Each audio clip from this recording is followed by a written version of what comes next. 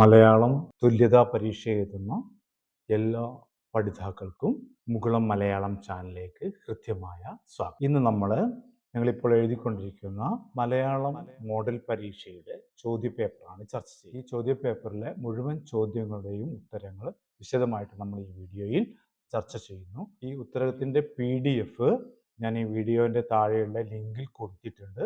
അത് നിങ്ങൾ ഡൗൺലോഡ് ചെയ്ത് പ്രിൻ്റ് എടുത്തിട്ട് നന്നായി പഠിക്കുക. ഒരു മികച്ച സ്കോർ നിങ്ങൾക്ക് എല്ലാവർക്കും ലഭിക്കും. ഉത്തരങ്ങൾ എഴുതുന്നതിന് മുമ്പ് നിങ്ങൾ പ്രത്യേകം ശ്രദ്ധിക്കുക. നിർദ്ദേശങ്ങൾ കൃത്യമായി വായിച്ച് മനസ്സിലാക്കണം. അതുപോലെ തന്നെ സ്കോർ നോക്കിയിട്ടായിരിക്കണം ഉത്തരങ്ങൾ എഴുതേണ്ടത്. അതുപോലെ തന്നെ നിശ്ചിത ഭാഗത്തിൽ ഇപ്പോൾ 5-ൽ 4 എണ്ണത്തിന് ഉത്തരം എഴുതണം എന്ന് പറഞ്ഞാൽ 4 ചോദ്യങ്ങൾക്ക് കൃത്യമായി ഉത്തരം എഴുതിയിരിക്കണം. എങ്കിൽ മാത്രമേ നമുക്ക് കൃത്യമായ സ്കോറുകൾ ലഭിക്കുകയുള്ളൂ. മികച്ച സ്കോർ ലഭിക്കണമെങ്കിൽ ആ രീതിയിൽ പ്രത്യേകം കാര്യങ്ങൾ ശ്രദ്ധിക്കുക. അതായത് ഓരോ വിഭാഗത്തിലും നിശ്ചിത എണ്ണം ചോദ്യങ്ങൾക്ക് കൃത്യമായും ഉത്തരം എഴുതിയിരിക്കണം. നമുക്ക് ചോദ്യത്തിലേക്ക് വരാം. ആദ്യത്തെ തന്നെ പട്ടിക ശരിയാക്കി ക്രമപ്പെടുത്താനുള്ളതാണ്. അപ്പോൾ ഇങ്ങനത്തെ ചോദ്യങ്ങൾക്ക് കൃത്യമായി ഉത്തരം എഴുതണമെങ്കിൽ പാഠഭാഗങ്ങൾ നന്നായി വായിച്ച് മനസ്സിലാക്കണം. 3 കാര്യങ്ങളാണ് ഇവിടെ കൊടുത്തിട്ടുള്ളത്. ഏതാണ് രചനാഭാഗം, രചിച്ച ആൾ ആരാണ് എന്നാണ് കണ്ടെത്തേണ്ടത്. ഇവിടെ ഒന്നാമത്തെ ഭാഗത്ത് കൊടുത്തിട്ടുള്ളത് ലോലമായ ഉപ്പിന്റെ ഒരു മുട്ട്. ഇത് ഉപ്പ് എന്ന സച്ചിദാനന്ദന്റെ കൃതിയിലുള്ളതാണ്. അപ്പൊ നിങ്ങൾ ലോലമായ വെളുപ്പിന്റെ ഒരു മുട്ട്, ഉപ്പ്, സച്ചിദാനന്ദൻ എന്ന് ശരിയാക്കി ഉത്തരം എഴുതണം. അമ്പ പേരാറെ നീ മാറിപ്പോമോ ആകുലയാം ഒരഴുക്ക് ചാലായി. ഇത് കുറ്റിപ്പുറം പാലം എന്ന കവിതയിലുള്ളതാണ്. ആരുടേതാണ്? ഇടശ്ശേരി ഗോവിന്ദൻ നായർ. മൂന്നാമത് കൊടുത്തിരിക്കുന്നത് കുടിവെച്ച ശേഷമാണ് എനിക്ക് വരനെ പറ്റിയും തറവാടിനെ പറ്റിയും ക്രമേണ അറിയാൻ കഴിഞ്ഞത്. നഷ്ടബോധങ്ങളില്ലാതെ എന്ന പാഠഭാഗത്ത് വരുന്നതാണ്. ദേവകി നിലയങ്കോടാണ് ഇതിന്റെ രചയിതാവ്. ഇങ്ങനെ 3ഉം ചേർത്ത് എഴുതിയാൽ മുഴുവൻ സ്കോർ 6 സ്കോറാണ് നിങ്ങൾക്ക് കിട്ടുന്നത്. ഫുൾ സ്കോറും കിട്ടും. പറ്റുമെങ്കിൽ ഇങ്ങനെ കള്ളിയൊക്കെ വരച്ച് വൃത്തിയായിട്ട് ചെയ്യുക. അല്ലെങ്കിൽ ഓരോ ഭാഗം എടുത്തിട്ട് വരയിട്ടിട്ട് ശരി ഉത്തരങ്ങൾ നേരെ എഴുതിയാലും മതി. 2 മുതൽ 5 വരെയുള്ള ചോദ്യങ്ങൾക്ക് 1 മാർക്കിന്റെ ചോദ്യങ്ങളാണ്. ഓപ്ഷൻ തന്നിട്ടുണ്ട്. ശരിയായ ഓപ്ഷൻ നിങ്ങൾ എന്ത് ചെയ്യണം? തിരഞ്ഞെടുത്ത് എഴുതണം. ചോദ്യം ശ്രദ്ധിക്കുക.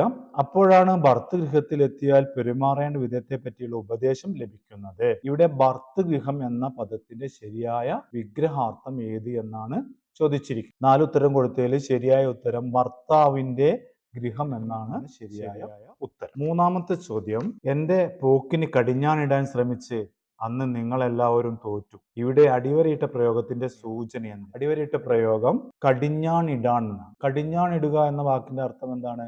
നിയന്ത്രിച്ചു നിർത്താൻ എന്നാണ് ശരിയായ ഉത്തരം. നാലാമത്തെ ചോദ്യം, അവിളംബിതം നിവാരണം ആവശ്യമായ ഒരു ദോഷമാണത്. അധ്യയന മാധ്യമം മാതൃഭാഷയാകണം എന്നുള്ള പാഠഭാഗത്തിലുള്ളതാണ്. ഗാന്ധിജി ഇങ്ങനെ പറയുന്നത് എന്തിനെ പറ്റി? വിദേശ ഭാഷയിലുള്ള പഠനത്തെ ആണ് ഗാന്ധിജി അതുകൊണ്ട് ഉദ്ദേശിച്ചിരിക്കുന്നത്. അഞ്ചാമത്തെ ചോദ്യം, ആദ്യ കത്തിൽ പെൺകുട്ടികൾ സ്വയം വർണ്ണിക്കാൻ പാടില്ല എന്നൊരു നിയമമുണ്ടെന്ന് എനിക്ക് അറിയില്ലായിരുന്നു. വെബ്സൈറ്റ് എന്ന കഥയിലുള്ള ഒരു ഭാഗമാണ്. സമൂഹത്തിന്റെ ഏത് മനോഭാവമാണ് സ്മിതയുടെ ഈ വാക്കുകളിൽ പരിഹസിക്കുന്നത്? ഏതാണ്? സ്ത്രീകളോടുള്ള വിവേചനത്തെയാണ് ഉദ്ദേശിക്കുന്നത്. അങ്ങനെ ഒരു സ്കോർ ചോദ്യങ്ങളെല്ലാം തീർന്നിരിക്കുകയാണ്. ഇനി ആറാമത്തെ ചോദ്യം 2 മാർക്കിന്റെ ചോദ്യങ്ങളാണ്. 2 മാർക്കിന്റെ ചോദ്യങ്ങൾക്ക് ഉത്തരം എഴുതുമ്പോൾ 1, 2 അല്ലെങ്കിൽ 3 വാക്യങ്ങളിൽ മാത്രം ഉത്തരം എഴുതിയാൽ മതി. പ്രധാനപ്പെട്ട 2 പോയിന്റ്സ്, മൂല്യാംശങ്ങൾ ഉത്തരത്തിൽ ഉണ്ടായിരിക്കണം. അത് ശ്രദ്ധിച്ചാൽ മതി. ചോദ്യം ശ്രദ്ധിച്ചോളൂ. ആറാമത്തെ ചോദ്യം, ഞാൻ അത്തരം കാര്യങ്ങൾ സർവപ്രധാനമായൊരു ദേശീയ ദുരന്തമായി കാണുന്നു. അധ്യയന മാധ്യമം മാതൃഭാഷയാകണം. ഈ വാക്യത്തിൽ സൂചിപ്പിക്കുന്നത് എന്ത് എന്ന് വ്യക്തമാക്കുക. അപ്പം മാതൃഭാഷ വിട്ട് അന്യഭാഷയിലുള്ള അധ്യയനത്തെയാണ് ഗാന്ധിജി ഇതുകൊണ്ട് ഉദ്ദേശിച്ചത്. ഇതുമായി ബന്ധപ്പെട്ട 1-2 സൂചനകൾ കൂടി ചേർത്ത് എഴുതുക. കൃത്യമായ ഉത്തരം ഞാൻ ഇതിന്റെ PDF കൊടുത്തിട്ടുണ്ട്. അത് നോക്കി മനസ്സിലാക്കുക. ഇനി നമ്മൾ അടുത്ത ചോദ്യത്തിലേക്ക് പോവുകയാണ്. പ്രത്യേകം ശ്രദ്ധിക്കാൻ ഞാൻ നേരത്തെ സൂചിപ്പിച്ചതാണ്. 7 മുതൽ 13 വരെയുള്ള ചോദ്യങ്ങളിൽ 6 എണ്ണത്തിന് അരപ്പുറത്തിൽ കവിയാതെ ഉത്തരം എഴുതുക. 7 എണ്ണം തന്നിട്ടുണ്ടാകും. അതിൽ 6 എണ്ണത്തിന് കൃത്യമായി ഉത്തരം എഴുതണം. ഇതിന്റെ ഒരു ചോദ്യം നിങ്ങൾ എഴുതിയിട്ടില്ലെങ്കിൽ നിങ്ങൾക്ക് ഒരു 4 മാർക്ക് എന്ത് ചെയ്യും? നഷ്ടപ്പെടും. അത് പ്രത്യേകം ശ്രദ്ധിക്കുക. 7ാമത്തെ ചോദ്യം, വിലയിരുത്തി കുറിപ്പ് തയ്യാറാക്കുക. 8 മുറിക്കാർ എവിടേക്കൊക്കെയാണ് പോയത്? കല്ലെറിയുമ്പോൾ ഒരു കൂട്ടം കാക്കകൾ ചിതറുന്നത് പോലെയായിരുന്നു അത് പല വഴിക്ക്. കുടിയൊഴിക്കപ്പെടുന്നവർ എന്നുള്ള പാഠഭാഗത്തിലുള്ളതാണ്. കുടിയൊഴിക്കപ്പെട്ട കോക്കാഞ്ചരക്കാരുടെ ജീവിതാവസ്ഥ അവതരിപ്പിക്കാൻ ഈ പ്രയോഗം എത്രമാത്രം പര്യാപ്തമാണ്? വിലയിരുത്തി കുറിപ്പ് തയ്യാറാക്കും.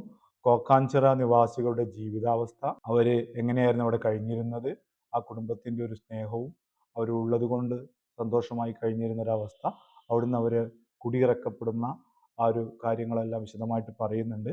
അപ്പോൾ ഒരു കാക്കക്കൂട്ടത്തിലേക്ക് കല്ലെറിഞ്ഞാൽ കാക്കകൾ പല വഴിക്ക് പാറിപ്പോകുന്നത് പോലെ അവിടുന്ന് കുടിയൊഴിക്കപ്പെട്ട കോക്കാഞ്ചിറ നിവാസികൾ പല ഭാഗങ്ങളിലായി പോയി എന്നതാണ് ആ പ്രയോഗം കൊണ്ട് ഉദ്ദേശിക്കുന്നതുമായ ഉത്തരം നമ്മൾ PDF കൊടുത്തിട്ടുണ്ട്.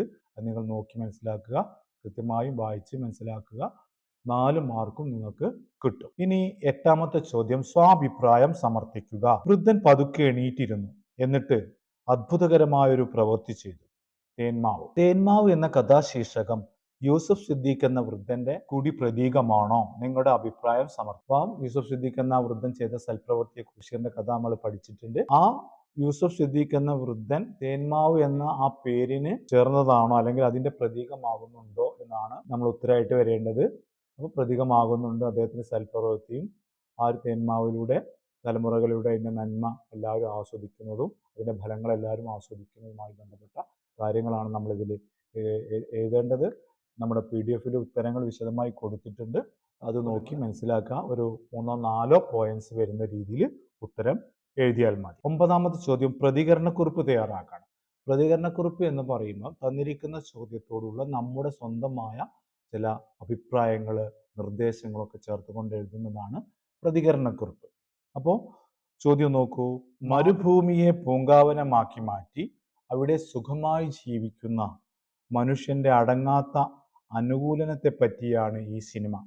മതിലുകൾ എന്ന സിനിമയെക്കുറിച്ചുള്ള ഒരു സൂചനയാണ് ഇവിടെ കൊടുത്തിട്ടുള്ളത്. മതിലുകളിലെ ജീവിത ദർശനത്തെക്കുറിച്ചുള്ള ഈ നിരീക്ഷണത്തോട് നിങ്ങൾ പ്രതികരിച്ച് കുറിപ്പ് തയ്യാറാക്കണം. ഇവിടെ വൈക്കം മുഹമ്മദ് ബഷീറിന്റെ മതിലുകൾ എന്ന നോവല്, അതിന് MF തോമസ് എഴുതിയ ഒരു നിരീക്ഷണം, അത് നമ്മൾ വായിച്ചതാണ്. അത് വെച്ചുകൊണ്ട് നമ്മൾ ഉത്തരം ഏതിനാണ് പ്രാധാന്യം കൊടുക്കേണ്ടത്? മതിലുകളിലെ ജീവിത ദർശനം, ജീവിതത്തെ എങ്ങനെയെല്ലാം നോക്കിക്കാണുന്നു എന്നുള്ള ആ ഒരു വിഷയത്തിലാണ് നമ്മൾ ഉത്തരം എഴുതേണ്ടത്. അത് പ്രത്യേകം ശ്രദ്ധിക്കുക. ഇനി 10ാമത്തെ ചോദ്യം, നിലപാട് വ്യക്തമാക്കും. ഒരു നൂറ്റാണ്ടിനിടയിൽ മനുഷ്യായുസ് ഇരട്ടിയിലേറെ വർദ്ധിച്ചു. എന്നിട്ടും അതിന് ഏറെ സഹായിച്ച വാക്സിനേഷനും ആധുനിക ചികിത്സാ രീതിയും അപകടമാണെന്ന് പ്രചരിപ്പിക്കുകയും പണ്ട് മനുഷ്യൻ ഏറെക്കാലം ജീവിച്ചിരുന്നു എന്നെല്ലാമുള്ള അബദ്ധങ്ങൾ വിശ്വസിക്കുകയും ചെയ്യുന്ന ഏറെ പേരെ ഇന്നും നമ്മുടെ ഇടയിൽ കാണാം. നെഹ്റുവും ശാസ്ത്രബോധവും എന്ന ലേഖനത്തിൽ നിന്ന് എടുത്തിട്ടുള്ളൊരു ഭാഗമാണ്. ഈ നിരീക്ഷണത്തോട് നിങ്ങൾ യോജിക്കുന്നുണ്ടോ? സമകാലിക സംഭവങ്ങൾ കൂടി പരിഗണിച്ച് നിങ്ങളുടെ നിലപാട് വ്യക്തമാക്കുക. നെഹ്റു പറഞ്ഞ ഈ ഒരു നിലപാടിനോട് നിങ്ങൾ യോജിക്കുന്നുണ്ടോ എന്നാണ് ചോദ്യം. അപ്പം നമ്മൾ യോജിക്കുന്നു എന്ന രീതിയിൽ തന്നെയാണ് അതിന് ഉത്തരം എഴുതേണ്ടത്. എന്താ വെച്ചാൽ ശാസ്ത്ര സാങ്കേതിക രംഗത്തെ ഈ ശാസ്ത്രരംഗത്തെ പുരോഗതിയാണ് മനുഷ്യൻ്റെ ഇന്നത്തുള്ള എല്ലാ പുരോഗതിക്കും കാരണം. അപ്പം TK ദേവരാജൻ്റെ നെഹ്റുവും ശാസ്ത്രബോധവും എന്ന ലേഖനത്തിനടുത്ത് ഈ ഭാഗം, എന്താണ് നെഹ്റു ഇത് പറയുന്നത്, എന്താണ് ഇതുകൊണ്ട് അർത്ഥമാക്കുന്നത് എന്ന് ചേർത്ത് നിങ്ങൾ എഴുതണം. ഇത്തരം വാക്സിനേഷനുകളാണ് ഭൂമിയിൽ മനുഷ്യന് ദീർഘായുസ്സും രോഗമില്ലാത്ത അവസ്ഥയും എല്ലാം ഉണ്ടാക്കിയത്. അത് മനുഷ്യൻ്റെ ശാസ്ത്ര ഗവേഷണങ്ങളുടെ ഫലമാണ് എന്നുള്ള രീതിയിൽ നിങ്ങൾ ഉത്തരം എഴുതിയാൽ മതി. കുറിപ്പ് തയ്യാറാക്കാനാണ് പറഞ്ഞിരിക്കുന്നത്. വല്ലപ്പള്ളി ശ്രീധരമേനോന്റെ പന്തങ്ങൾ എന്ന കവിതയിലെ ഏതാനും വരികളാണ്.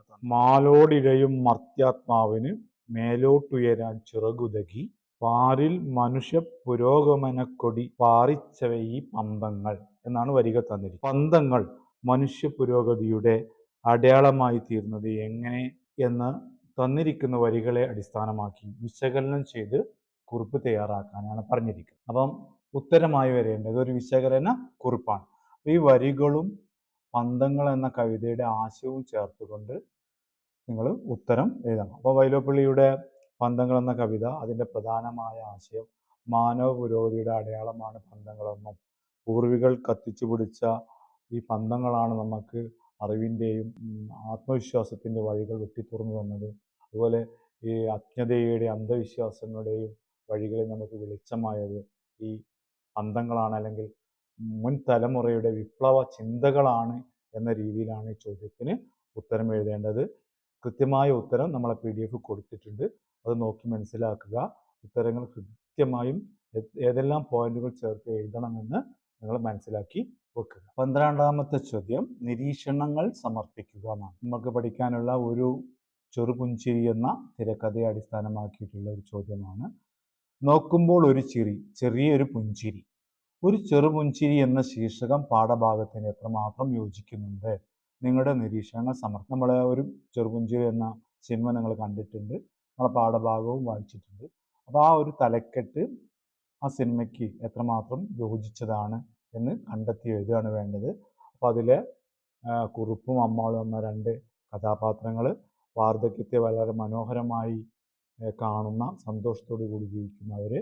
ഭർത്താവ് പൊതുവെ ഗൗരവക്കാരനാണെങ്കിലും അദ്ദേഹത്തിൽ തമാശ അല്ലെങ്കിൽ നർമ്മത്തിൻ്റെ ചെറിയ കണങ്ങളുണ്ടെന്ന് ഭാര്യ തിരിച്ചറിയുന്നത് ആയിട്ട് ബന്ധപ്പെട്ട സന്തോഷകരമായ ആ മുഹൂർത്തങ്ങൾ. അതുപോലെ അവസാനം അദ്ദേഹം മരിക്കുമ്പോൾ മുഖത്തൊരു ചെറുപുഞ്ചിരിയൊക്കെ സൂക്ഷിക്കുന്നുണ്ട്. അപ്പോൾ അത്തരം കാര്യങ്ങളെല്ലാം ചേർത്തുകൊണ്ടുള്ളൊരു ഉത്തരമാണ് ഇതിന് എഴുതേണ്ടത്. നമ്മളെ PDF വിശദമായ ഉത്തരം കൊടുത്തിട്ടുണ്ട്. ഉത്തരം എന്താണ് വരേണ്ടത്? ചെറുപുഞ്ചിരി എന്ന തലക്കെട്ടിൻ്റെ ഔചിത്യം അല്ലെങ്കിൽ പേര് ഇതിന് എത്രമാത്രം ചേർന്നതാണ് എന്നാണ് നിങ്ങൾ കണ്ടെത്തി എഴുതേണ്ടത്. 4 മാർക്കിൻ്റെ ചോദ്യം. അതുപോലെ അടുത്തത് വരുന്നത് ഒരു താരതമ്യക്കുറിപ്പാണ്. 2 കവികളുടെ വരികളാണ് തന്നിരിക്കുന്നത്. പോയ മധുവിധു കാലത്തിനോളം ഇന്നു പ്രിയമുണ്ടെനിക്ക് നിന്നോടെഴുതും. നഗരത്തിലൊരു യക്ഷൻ എന്ന ആറ്റൂർ രവിവർമ്മയുടെ കവിതയിലെ വരികളാണ് തന്നിരിക്കുന്നത്. അതുപോലെ വിരഹത്തിലല്ലാതെ ലാവണ്യം സമഗ്രമായി നിരവധ്യമായിട്ട് കാണുവാൻ കഴിയില്ല. ജി ശങ്കരക്കുറുപ്പിൻ്റെ എൻ്റെ വേളി എന്ന കവിതയിലെ വരികളാണ്. ഇതിൽ 2 ഭാഗത്തും പറയുന്നത് സമാനമായ ആശയങ്ങളാണ്. അപ്പോൾ നഗരത്തിലൊരു യക്ഷൻ നിങ്ങൾ പഠിച്ചതാണ്. അപ്പോൾ ഭർത്താവ് ജോലി ആവശ്യമായിട്ട് നഗരത്തിലേക്ക് പോകുമ്പോഴാണ്, ഭാര്യയെ വിട്ടു പിരിഞ്ഞിരിക്കുമ്പോഴാണ് ആ ജീവിതത്തിൻ്റെ, ആ ദാമ്പത്യ ജീവിതത്തിൻ്റെ സൗന്ദര്യം അദ്ദേഹം ശരിക്കും അനുഭവിക്കുന്നത്. അതുപോലെ തന്നെ വേർതിരിഞ്ഞിരിക്കുമ്പോഴാണ് ജീവിതത്തിൻ്റെ ആ ഒരു സൗന്ദര്യം സമഗ്രമായിട്ട് അനുഭവിക്കാൻ കഴിയും, കുറ്റമറ്റതായിട്ട് അനുഭവിക്കാൻ കഴിയും എന്ന് തന്നെയാണ് ജി ശങ്കരക്കുറുപ്പും പറഞ്ഞിരിക്കുന്നത്. അപ്പോൾ ഇത് രണ്ടും താരതമ്യം ചെയ്തിട്ട് സമാനതകൾ കണ്ടെത്തി കുറിപ്പ് തയ്യാറാക്കുകയാണ് നിങ്ങൾ ചെയ്യേണ്ടത്. അപ്പോൾ 4 മാർക്കിൻ്റെ ചോദ്യങ്ങൾ ഇവിടെ തീരുകയാണ്. അപ്പോൾ 4 മാർക്കിൻ്റെ ചോദ്യങ്ങൾ ആകെ എത്ര ഉണ്ട്? 7 എണ്ണം തന്നിട്ടുണ്ട്. അതിൽ 6 എണ്ണത്തിന് നിങ്ങൾ ഉത്തരം എഴുതണം. ഇനിയുള്ള ചോദ്യങ്ങൾ 6 മാർക്കിൻ്റെ ചോദ്യങ്ങളാണ്. 14 മുതൽ 18 വരെ ചോദ്യങ്ങൾ 4 എണ്ണത്തിന് ഒരു പുറത്തിൽ കവിയാതെ. ഇപ്പോൾ ചോദ്യങ്ങൾ ശ്രദ്ധിക്കണം, അതിൻ്റെ സ്കോർ ശ്രദ്ധിക്കണം. 6 മാർക്കിൻ്റെ ചോദ്യമാണപ്പം ഒന്ന് വിശദീകരിച്ച് ഉത്തരം എഴുതേണ്ട ചോദ്യങ്ങളാണ്. ഇവിടെ ആകെ 5 ചോദ്യം തന്നിട്ടുണ്ട്. 4 എണ്ണത്തിന് നിങ്ങൾ ഉത്തരം എഴുതേണ്ടതുള്ളൂ. ഞാൻ നേരത്തെ പറഞ്ഞ കാര്യം പ്രത്യേകം ശ്രദ്ധിക്കുക. ഓരോ വിഭാഗത്തിലും നിശ്ചിത എണ്ണം ചോദ്യങ്ങൾക്ക് കൃത്യമായി ഉത്തരം എഴുതിയിരിക്കണം. ചോദ്യം നമ്പർ ഇട്ട് തെറ്റാതെ പാഠഭാഗത്തെക്കുറിച്ച് നിങ്ങൾക്ക് അറിയുന്ന കാര്യങ്ങൾ കൃത്യമായി എഴുതി വെക്കുക. ഒരു സ്കോറും നിങ്ങൾക്ക് കുറയില്ല എന്ന് കൃത്യമായി മനസ്സിലാക്കുക. 14ാമത്തെ ചോദ്യം 6 മാർക്കിൻ്റെ ചോദ്യമാണ്. ആസ്വാദനം തയ്യാറാക്കുക. ഒരു ആസ്വാദനക്കുറിപ്പ് ചെയ്യുമ്പോൾ എന്തെല്ലാം കാര്യങ്ങളാണ് അതിൽ ഉൾക്കൊള്ളിക്കേണ്ടതെന്ന് നിങ്ങൾക്കറിയാം. ഇവിടെ നിങ്ങൾ പഠിച്ച കവിതയിൽ ഒരു ഭാഗം തന്നെയാണ് ആസ്വാദനക്കുറിപ്പ് തന്നിരിക്കുന്നത്. സീതാ സ്വയംവരം എന്ന എഴുത്തച്ഛൻ്റെ പാഠഭാഗത്തിലെ ഏതാനും വരികളാണ്. അപ്പോൾ തന്നിരിക്കുന്ന വരികളും കവിതയും വിശകലനം ചെയ്ത് ഒരു ആസ്വാദനം തയ്യാറാക്കുക. അപ്പോൾ ആസ്വാദനക്കുറിപ്പ് ചെയ്യുമ്പോൾ നല്ലൊരു തലക്കെട്ട് കൊടുക്കണം, കവിതയുടെ ഒരു പ്രധാന ആശയം പറഞ്ഞിരിക്കണം, അതുപോലെ അതിലുള്ള അലങ്കാര കൽപ്പനകൾ, പ്രാസഭംഗികൾ, അതുപോലെ തന്നെ ഇഷ്ടപ്പെട്ട വരികൾ എടുത്ത് എഴുതാം, എന്തുകൊണ്ട് ഇഷ്ടപ്പെട്ടു എന്ന് എഴുതാം. അതുപോലെ തന്നെ കാലികമായ പ്രസക്തി അല്ലെങ്കിൽ കവിതയുടെ ഒരു ആനുകാലിക പ്രസക്തിയൊക്കെ ഉണ്ടെങ്കിൽ അത് ചേർത്തുകൂടി എഴുതാവുന്നതാണ്. 6 മാർക്കിൻ്റെ ചോദ്യമാണ്. ഒരു പുറത്തിൽ കവിയാതെ ഉത്തരം ക്രമീകരിക്കാൻ ശ്രദ്ധിക്കണം. അപ്പോൾ ഒരു നല്ല തലക്കെട്ട് കൊടുക്കുകയാണെങ്കിൽ മൈഥിലി സ്വയംവരം അങ്ങനെ രീതിയിൽ നിങ്ങൾക്ക് ഇഷ്ടപ്പെട്ടത് തലക്കെട്ട് കൊടുത്തിട്ട് ഖണ്ഡിക തിരിച്ച് വൃത്തിയായിട്ട് എഴുതി. അടുത്തത് 15ാമത്തെ ചോദ്യം ഒരു ഉപന്യാസം തയ്യാറാക്കാനുള്ള ചോദ്യമാണ്. ആവണികൾ ഒരു കുഞ്ഞു പൂ തിരയുന്നു, ആറുകൾ ഒഴുക്കു തിരയുന്നു, സർഗലയ താളങ്ങൾ തെറ്റുന്നു, ജീവരഥ ചക്രങ്ങൾ ചാലിലുറയുന്നു. ഭൂമിക്കൊരു ചരമഗീതം എന്ന ONV കുറുപ്പിൻ്റെ കവിതയിലെ ഒരു ഭാഗമാണ് തന്നിരിക്കുന്നത്. അതുപോലെ തന്നെ ഒരൊറ്റ പക്ഷിയുടെ പാട്ടിൻ്റെ നാദവും അപ്പോൾ കേൾക്കാൻ കഴിഞ്ഞില്ല. അത് അലൗകിക വിചിത്രവും ഭീതിജനകവുമായിരുന്നു. ഞങ്ങളുടെ സമ്പൂർണവും സുന്ദരവുമായ ലോകത്തോട് മനുഷ്യൻ എന്താണ് ചെയ്തിരിക്കുന്നത്? റോബിൻ കുരുവികൾ പാടുന്നില്ല എന്ന റേച്ചൽ കഴ്സന്റെ പാഠഭാഗത്തു നിന്നുള്ളൊരു ഉദ്ധരണിയാണ് തന്നിരിക്കുന്നത്. കൊടിയ ചൂഷണങ്ങളുടെയും ധൂർത്തിൻ്റെയും ഫലമായി പ്രകൃതിക്കുണ്ടാകുന്ന നാശമാണല്ലോ രചനാഭാഗങ്ങളിലുള്ളത്. പ്രളയവും ഉരുൾപൊട്ടലും ഉൾപ്പെടെയുള്ള സമകാലിക ദുരന്തങ്ങൾ കൂടി പരിഗണിച്ച് പ്രകൃതി സംരക്ഷണത്തിൻ്റെ പ്രാധാന്യം എന്ന വിഷയത്തിൽ ഉപന്യാസം തയ്യാറാക്കുക. അപ്പോൾ നമ്മൾ ഉത്തരമായി വരേണ്ടത് ഒരു ഉപന്യാസമാണ്. ഉപന്യാസത്തിൽ തലക്കെട്ട് തന്നിട്ടുണ്ട്, പ്രകൃതി സംരക്ഷണത്തിൻ്റെ പ്രാധാന്യം എന്നാണ് തലക്കെട്ട് കൊടുക്കേണ്ടത്. അപ്പോൾ നമ്മളിതിൽ എന്ത് ചെയ്യണം, 2 ഭാഗങ്ങൾ തന്നിട്ടുണ്ട്. ഭൂമിക്കൊരു ചരമഗീതം എന്ന പാഠഭാഗത്തിലെ പ്രധാന ആശയങ്ങളും തന്നിരിക്കുന്ന വരികളുടെ ആശയവും ചേർക്കണം. ഒരു റോബിൻ കുരുവികൾ പാടുന്നില്ല എന്ന പാഠത്തിലെ ആശയങ്ങൾ എടുക്കണം. എന്നിട്ട് മനുഷ്യൻ എങ്ങനെയെല്ലാം പ്രകൃതിക്ക് ക്രൂരമായ രീതിയിൽ, അല്ലെങ്കിൽ മനുഷ്യൻ എങ്ങനെയെല്ലാം പ്രകൃതിയോട് ക്രൂരമായ രീതിയിൽ പെരുമാറുന്നു, അതിൻ്റെ അനന്തരഫലങ്ങൾ എന്തൊക്കെയാണ്, അതിന് നമുക്ക് എന്ത് ചെയ്യാൻ കഴിയുമെന്ന രീതിയിൽ നിങ്ങൾ ഉത്തരം എഴുതുക.